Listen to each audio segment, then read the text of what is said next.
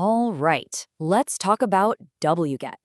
If you've ever used it for website recon, you know exactly what I'm talking about. It can turn into a digital junk drawer, like fast. Today, we're going to flip that whole idea on its head. We're going to learn how to turn that command from a mess maker into a tool that builds a precise treasure map. Let's dive in. So let me ask you this, and be honest.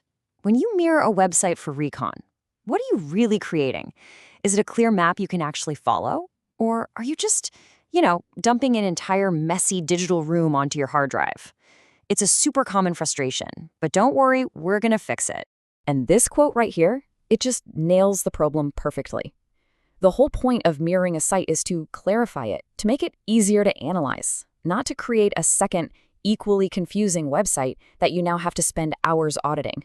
I mean, if you've just doubled your workload, something has gone seriously wrong. And that's the core problem we're solving today. To solve it, we really need a new mindset. It's time to kind of get comfortable with an idea that might feel a little counterintuitive at first. When it comes to that initial recon phase, shallow almost always beats deep. This really challenges a fear that I think we all have. We get so worried about missing that one hidden page, right? But here's the thing. The real danger, the biggest time sink, isn't what you miss. It's creating so much digital noise and bloat that you end up burying the crucial clues that were probably sitting right there on the surface the whole time.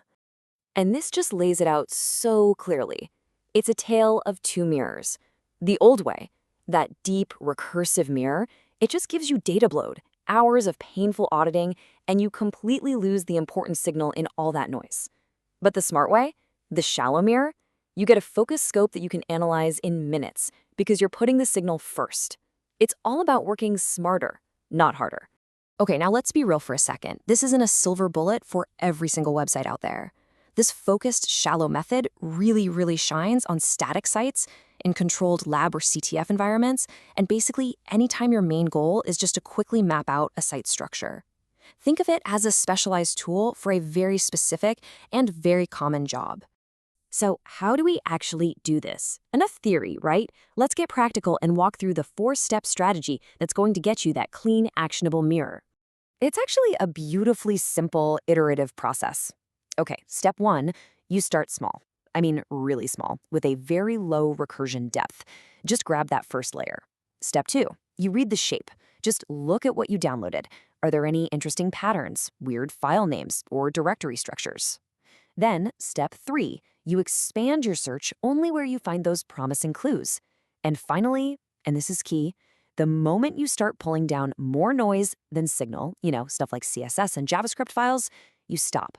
That's what we call signal decay. Now, to make this whole iterative thing work, you've gotta be methodical. You can't just wing it.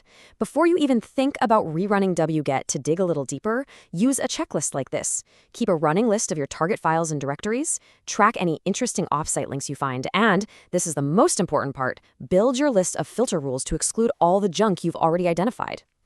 And this is the big one, isn't it? That little voice in the back of your head. The fear of missing out is so real. How do you confidently make that call? How do you know when it's actually worth increasing the depth of your scan?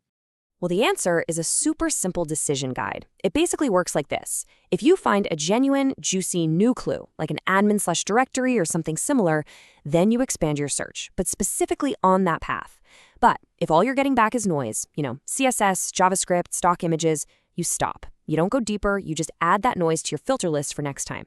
It's a simple rule. Clues earn you more depth, noise just earns you a filter. All of these steps and all these rules, they all really point back to a single core philosophy for this kind of work. And it's that setting smart boundaries, well, that's your best friend. And I just love this final takeaway. We have this tendency to think of limits, like filtering certain file types or setting a low recursion depth as restrictive caution tape. But this just reframes that idea completely. Those boundaries are precisely what make your mirror useful and analyzable. They're the tools that carve out clarity from chaos, turning a giant mountain of data into a map you can actually read. So as we wrap this up, I'm going to leave you with this question to chew on. The next time you fire up wget to mirror a site, what are you going to do differently?